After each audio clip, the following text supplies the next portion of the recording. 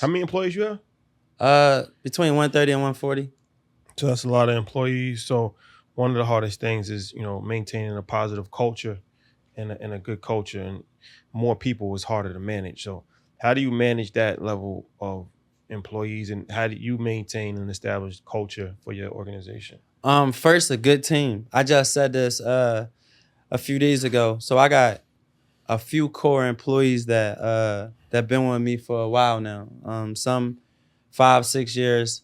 I think the culture starts with the people that you bring in the system, because I'm not in the restaurants no more, showing people how to cook or in there giving them game. But I'm in there because the ones I trained is me. They believe in the dream, they believe in the vision, and you can't have people around you trying to teach culture if you ain't never give them no ownership. My core people I gave phantom equity to, as long as they in the company, survive when I exit the company. They don't gotta wait for no 401k or retirement. They got Big Dave's waiting.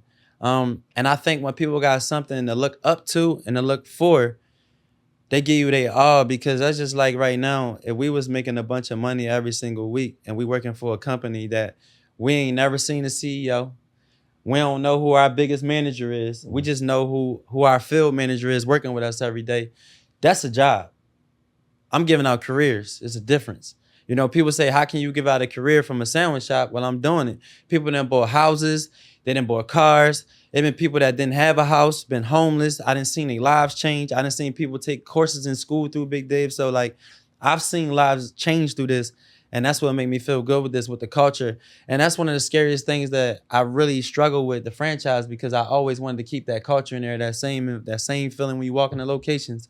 But now I got the corporate team right now and the training team to make sure that culture is So there. like, do you have like meetings with them to tell them like, this is what we want, this is customers always right, da da da da? Like, do you Yeah, do that? every Or Monday. Every Monday. So every day of the week, I'm on a team. I'm on a call with a different team. So on Mondays, I'm on a call with my corporate team. On Tuesdays, I'm on calls with my operations team.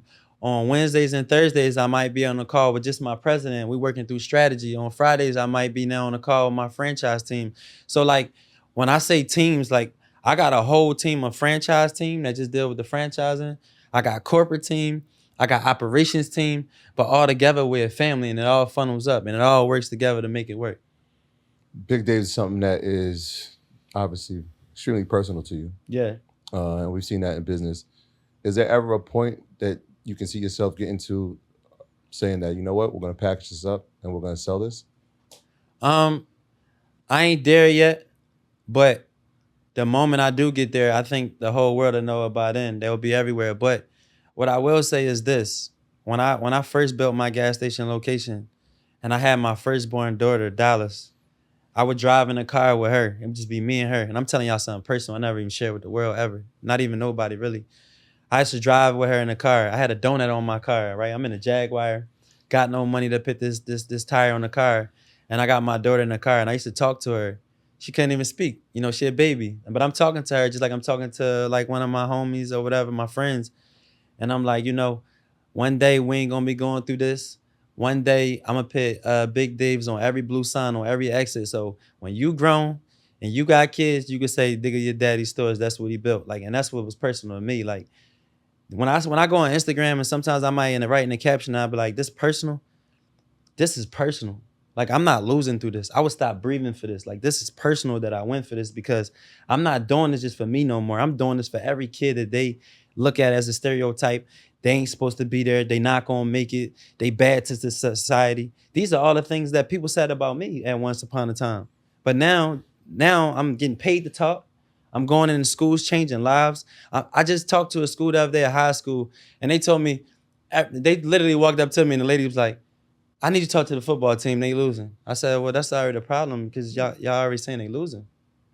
Like, if y'all make people feel like a loser, then they gonna feel like a loser. How can we win? The way we win is we bring each other in unity. We make each other feel good, even when we losing. I ain't always winning.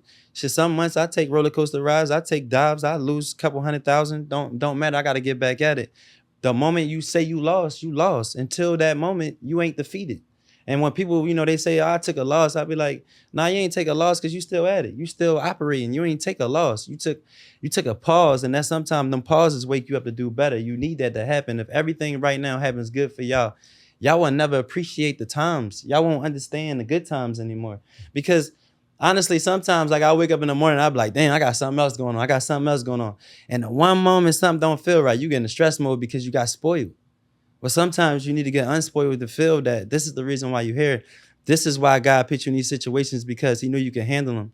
And he wanted to put you there. And the way I look at it, the biggest thing of it all is that if I'm not striving to do better every single day, if I'm not going hard at something that's challenging and it's easy, I'm never going to be serious at it. I'm never going to get real with it. I'm never going to take it as something that can be a blessing taken away from me. But if I'm working hard at something, I earned it.